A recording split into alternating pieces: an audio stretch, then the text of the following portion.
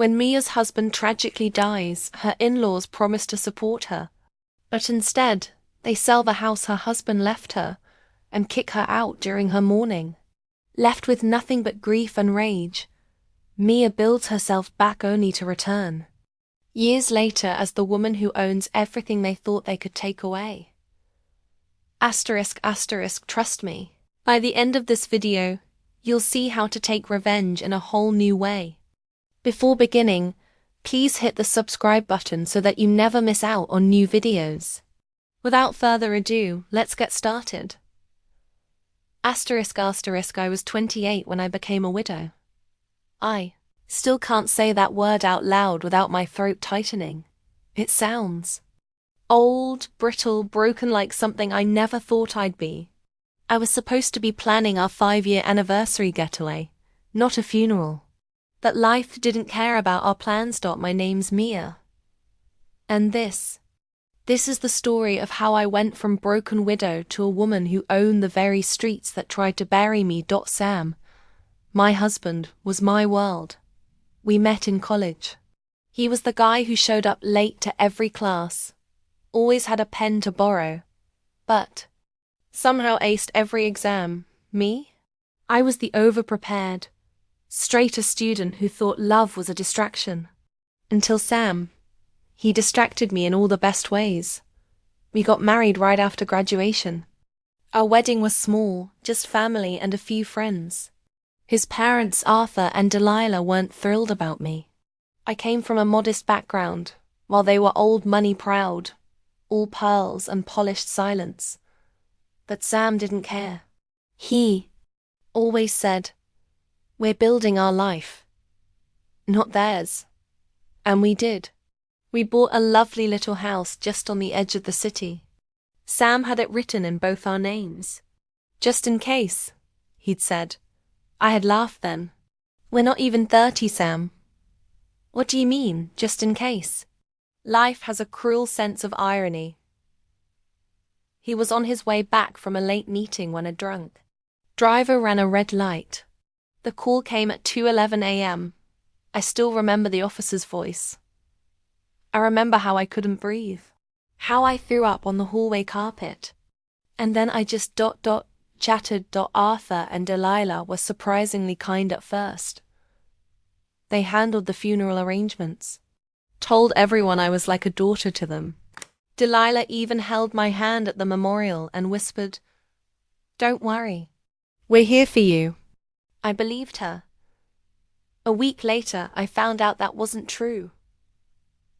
***, 3 days after the funeral, I was still numb.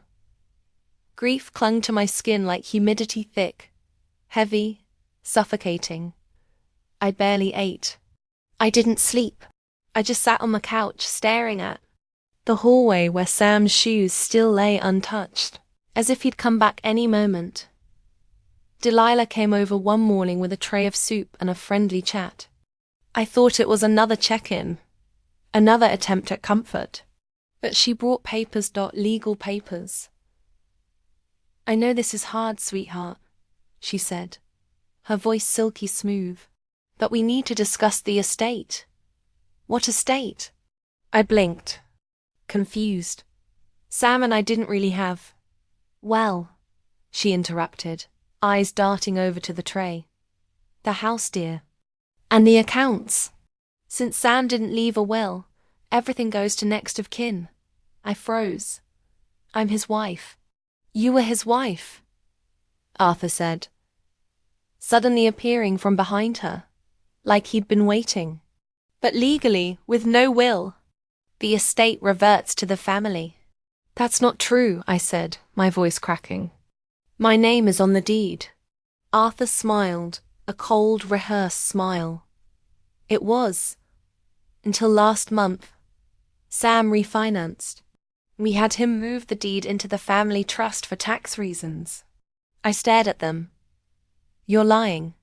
"I wish we were," Delilah said, dabbing fake tears from the corner of her eye. "But legally, you don't own this house anymore." I didn't believe it. Not until I got a formal eviction notice in the mail. 3 days later. They didn't even give me time to pack properly. They changed the locks while I was visiting Sam's grave. When I came back, my things were in black garbage bags on the front lawn. My wedding photo was face down in the dirt. The neighbors watched in awkward silence as I stood there, shaking, trying not to collapse. I wanted to scream, but I didn't. I picked up what I could and left. No one helped me. Not Sam's friends. Not mine. Grief makes people uncomfortable. They don't know what to say, so they vanish. I moved into a friend's guest room. Temporarily, I thought. But weeks passed. Then months. No job. No money. And now, no husband and no home. Asterisk, asterisk. There's something hollow about hitting rock bottom. People always make it sound dramatic, like it comes with a thunderclap or some defining moment. But for me, it was quiet. It was waking up in a stranger's guest room, with a dusty ceiling fan clicking above me, and no job to go to. It was having just enough left in my bank account to buy a coffee, but choosing not to, because every dollar counted. It was watching people avoid my calls, my texts, as though widowhood was contagious. I tried looking for jobs, but grief makes everything foggy. I couldn't focus in interviews. I was overqualified for entry-level work, but underqualified for anything that could save me. My background in event planning felt meaningless now. The worst moment?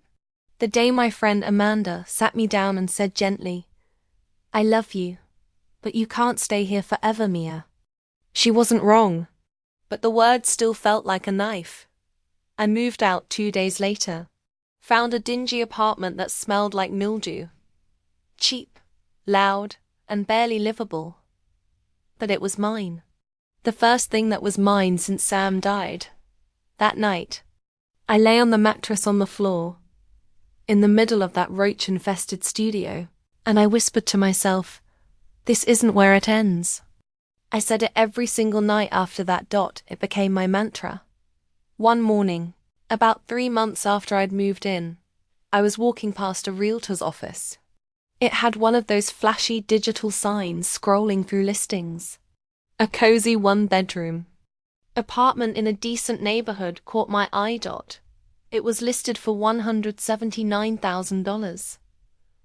I laughed out loud. Then something strange happened. I didn't walk away. I stood there, staring, until an agent came out. "You looking to buy?" I shook my head. "Just looking." He smiled.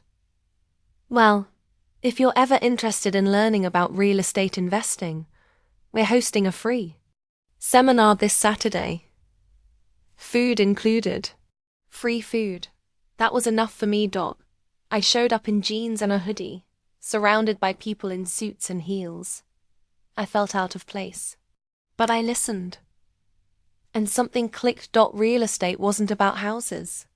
It was about power, ownership, leverage, everything I had lost. That night, I Googled every term I didn't understand. I checked out every book from the library. I signed up for free online courses. I binge-watched real estate YouTube channels. Like my life depended on it. Because it kind of did. The deeper I went, the clearer it became. If I could learn how to play their game, I could win it. Maybe not today. But someday. **** Learning was one thing. Doing it? That was a whole different storm. I scraped together what I could, waitressing nights, freelancing remotely, even babysitting to keep the lights on. Every extra cent went toward online classes, networking events, or printing business cards that read, "Mia Hudson, property scout and consultant." I didn't know what I was doing yet, but the title made me feel like I had a place at the table. I went to every open house, every city auction, every seminar I could afford to sneak into. I introduced myself, asked questions, offered to help with listings even unpaid. I was ghosted more times than I can count. People saw my age, my background, my grief, and they wrote me off. Some were kinder about it than others. One older broker patted my shoulder and said, "Maybe focus on healing first, sweetheart. This business is rough." That stung Dot not because he was wrong, but because I didn't have the luxury of time. Healing wouldn't pay the bills. I hit setback after setback. Deals fell through. Buyers backed out. I got scammed out of $800 by a fake training program that promised instant leads and never delivered. That $800 was my rent money. I cried for hours in my car, but I didn't quit. Instead, I found a real estate Facebook group for local women. Most were friendly, a few helpful, but only one truly saw me. Her name was Naomi. She was in her late 40s, tough as nails, and owned a small real estate firm on the rougher side of the city. "Your posts caught my eye," she messaged me. "You're rough, but you've got bite. Come shadow me." I didn't hesitate. Naomi was everything I wasn't confident. Unbothered, commanding. She walked into rooms like she owned them. And most of the time, she did. "You want to learn this game?" she said one day as we toured a rundown duplex. "You gotta stop thinking like a victim. Stop thinking about what they took. Start thinking about what you'll take back." That hit me deep. I told her everything one evening about Sam, the house, the betrayal. She didn't flinch. "Then good," she said. "You've got a reason to win. That's better than most." Naomi didn't hand me success. She threw me into the fire. She made me knock on doors, cold call angry landlords, deal with contractors who didn't show up, and tenants who screamed at me in parking lots. She critiqued every pitch, every deal, every email. "You're too polite. Stop apologizing for existing." I hated her sometimes, but I also loved her. She made me sharper. She made me dangerous. And when I landed my first real deal, a small fixer-upper that I flipped with every ounce of savings I had, she said, "There. She is. That's the woman they shouldn't have crossed."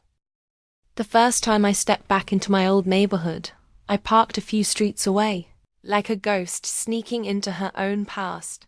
It had been nearly 3 years since Arthur and Delilah threw my life in a dumpster.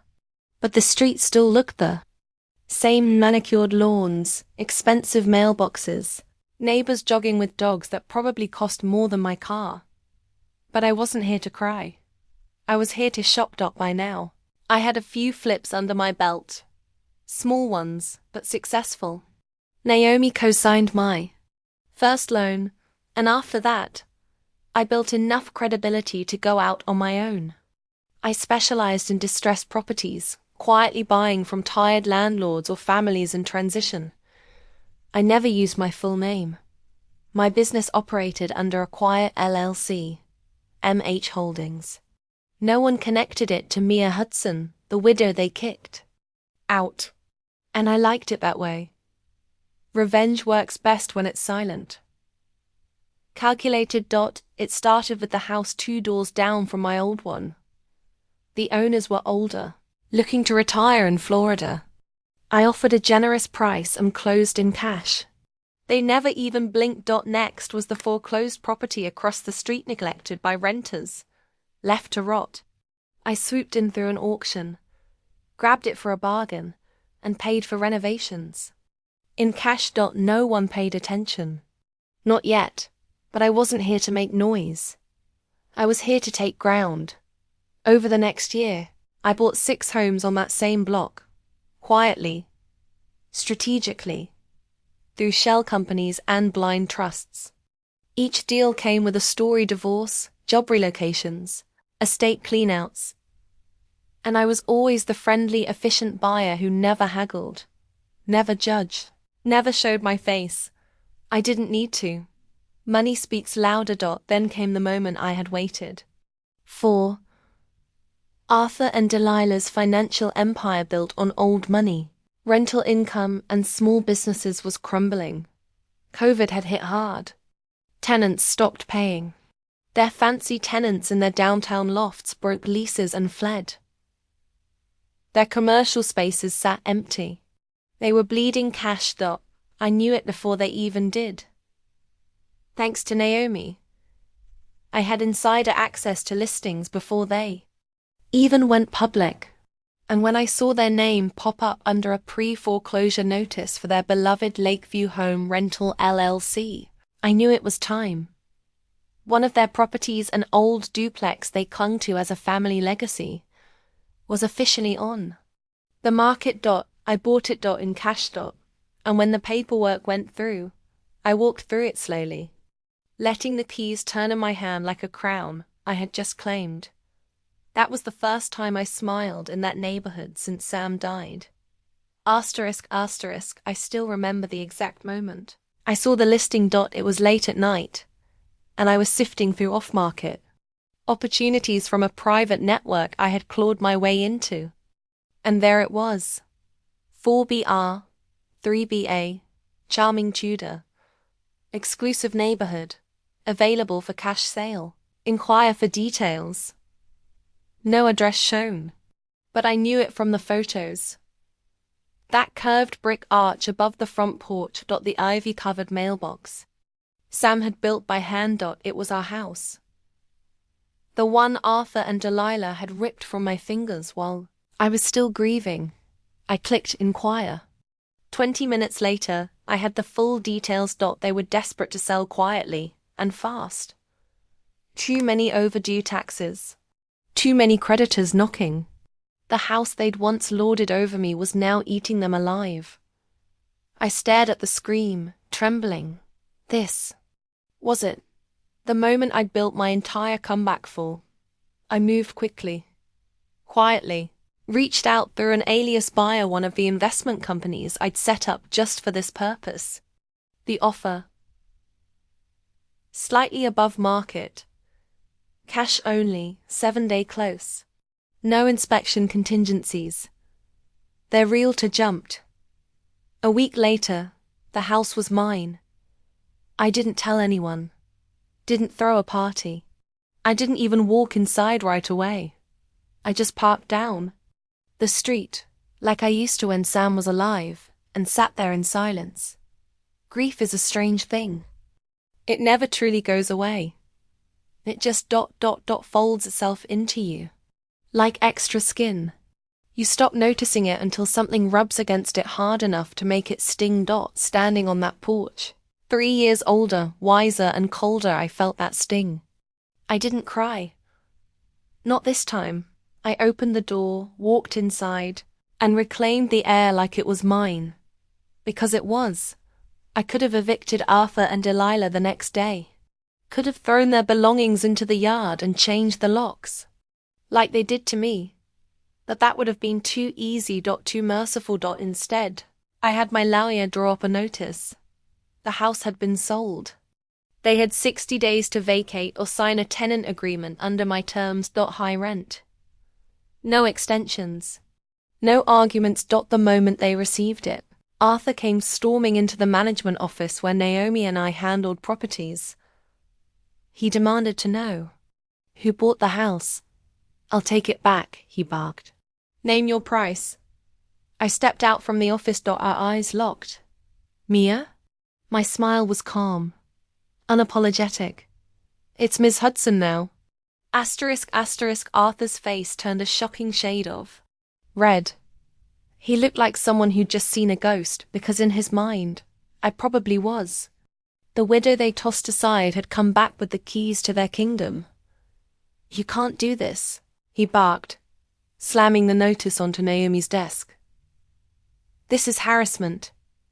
I'll take you to court." I kept my hands folded in front of me, calm and poised. "You're welcome to try. But you sold the house, Arthur.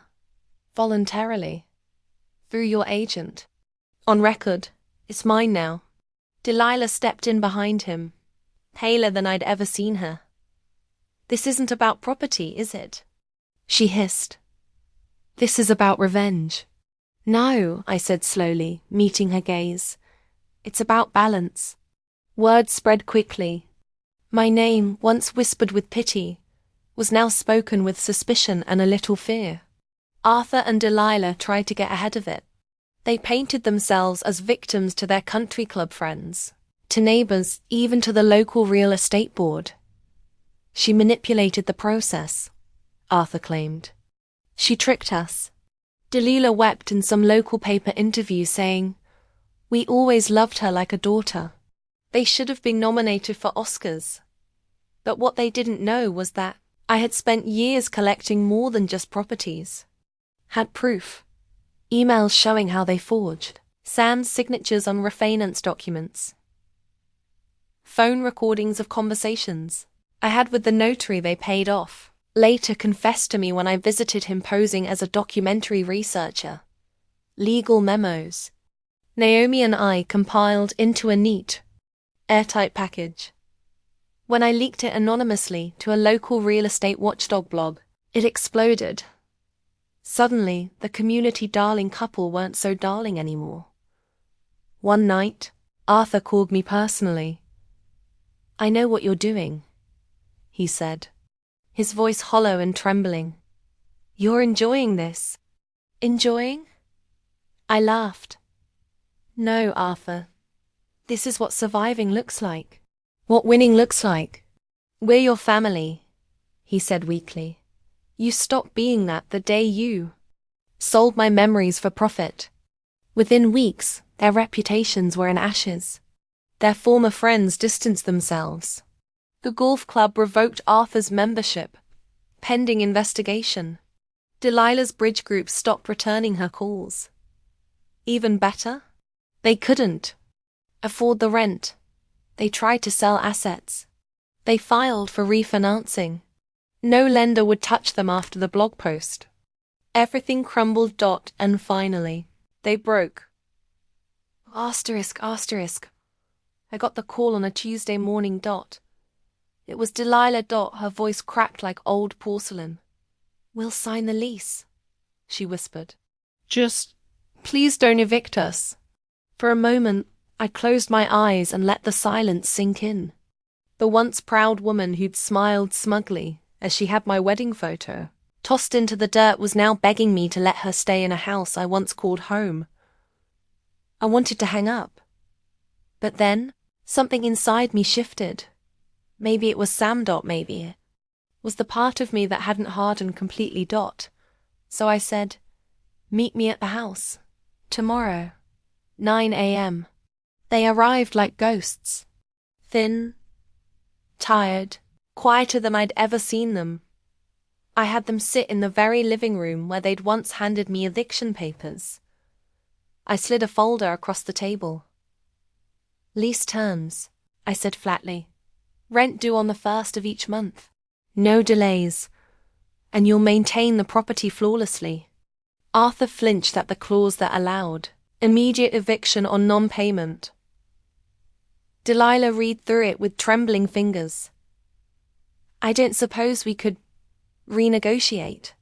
she asked, hopeful. I smiled gently. "No." She nodded, defeated. They signed. I had one. Or so I thought. Just as they stood to leave, Delilah hesitated. "There's something I should tell you," she said softly, barely above a whisper. "About Sam." I stared at her, ice threading down my spine. "What about him?" She looked at Arthur, then back at me. He knew what we were doing. With the house, the refinancing. I froze. "That's not possible, he would have told me." "He didn't want to upset you. Sighed he was protecting you. That if anything ever happened to him, we'd take care of you." I shook my head. He would never have agreed to that. Arthur spoke reluctantly. "He trusted us. He didn't want you burdened with estate decisions. He thought we'd do right by you." "Then why didn't you?" I asked, heat rising in my chest. Delilah's voice broke. "Because when he died, I panicked. I thought we'd lose everything. We made a terrible decision." "No," I said coldly. "You made a choice. Don't call it a mistake just because it cost you everything." They left quietly after that, keys jingling in, their worn hands like shackles. I stood alone in the living room for a long time. Was it true? Had Sam been complicit? Had he trusted them so blindly he handed them the weapon they used to destroy me? I didn't know, and I'd never be able to ask him. But even if he did, he never thought I'd need revenge. He never imagined they'd betray me. I sighed, then looked around the house again. It didn't feel like home anymore, but it was mine, and that had to be enough. Asterisk, asterisk, asterisk. Hoping you have liked it so far. Before beginning the rest of the story, please hit the subscribe button if you haven't done so. Stay with me, because what happens next will shock you. Let's begin again. Asterisk, the house was mine. The revenge was complete. Arthur and Delilah were humiliated, diminished, renting a property they once claimed as their own from the woman they discarded like grief-stained clothing. And yet, I didn't feel triumphant, not in the way I thought I would. I stood in the living room, tracing my fingers along the edge of the fireplace Sam once loved.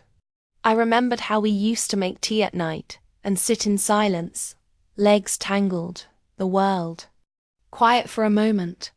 Now the silence was louder than ever.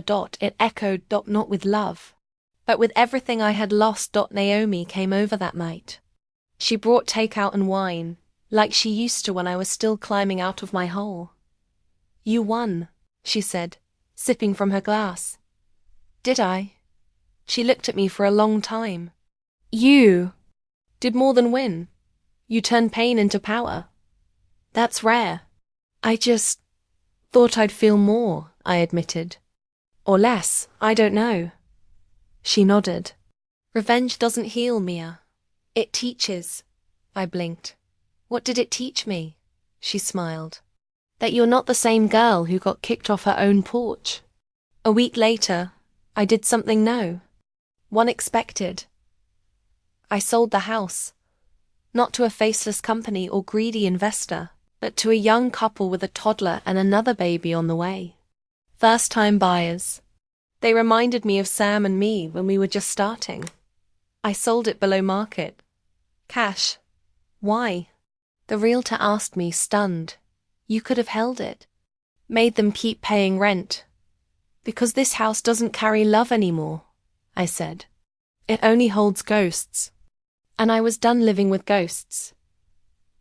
Arthur and Delilah were notified that their lease was terminated. They had 30 days to vacate. They didn't fight. They didn't cry. They just left quietly. I never saw them again. I used the profit from the sale to start something Sam would have loved, a housing assistance program for young widows and single women rebuilding their lives. The Hudson Home Project. Naomi co-founded it with me. We built affordable housing, taught financial literacy, and helped women like me find their footing. Not out of charity, but out of understanding. Asterisk, asterisk. It was early spring when I finally went. 3 years, 4 months, and 13 days since I stood beside his casket, unable to breathe. The cemetery was quiet, the air crisp with the scent of thawing earth and new beginnings. I carried no flowers this time. Just truth. I found Sam's headstone. Simple, elegant, just how he'd want it. Samuel James Hudson, 1986 to 2021. Beloved son. Devoted husband. Fierce heart. I crouched beside it, ran my hand over the smooth surface and exhaled slowly. I did it. Sam, I whispered. I lost you. And then I lost everything else. Your parents. They tore our life apart. They sold our memories, threw me out like I was nothing. But I came back. Not for vengeance, not at first. I just wanted to survive. My voice cracked, but I kept going. Didn't know how strong I was until I had no choice but to be. I learned, I fought, and I built everything from scratch. Brick by brick, I bought them out. I made them answer for what they did. Not to punish them, but to remind them they were never gods. Just cowards. I paused and let the wind fill the silence. And then I let it go. I sold the house. The one you loved so much. It didn't feel like home anymore. But I made something better. A new home. For other women like me. Widows. Single moms. Fighters. People who lost everything and are still standing. I looked at the sky. The clouds were scattered and golden, like even the sky was healing. I miss you. Every day. But I don't need the house to remember you. You're in the way I speak now. In every step I take. And I think I know you'd be proud of me. I stood slowly and wiped the dirt from my jeans. A warm breeze rustled the trees, like a silent nod from the universe. Or maybe, just maybe, from him. As I walked away from his grave. I didn't look back, not out of coldness, but because I finally could look forward. Asterisk. You never really know who you are until life takes everything from you. Grief stripped me bare. Betrayal buried me, but revenge didn't define me. Rebirth did. To every woman listening, if you've been broken, pushed out, discarded, hear me. You are not finished. You are not small. You are not done. You are a storm in quiet form. You are the spark they didn't see coming. They tried to end my story. I rewrote it. And now, I help others write theirs. Asterisk. Thanks for watching. Hoped you liked it. If you watched till the end, please comment revenge, so that we could understand you were with us till the end. As well as, please let us know, where are you watching from? What do you want to hear from us in next video? If you have any incident in your life, please let us know. We would love to share your story. Asterisk.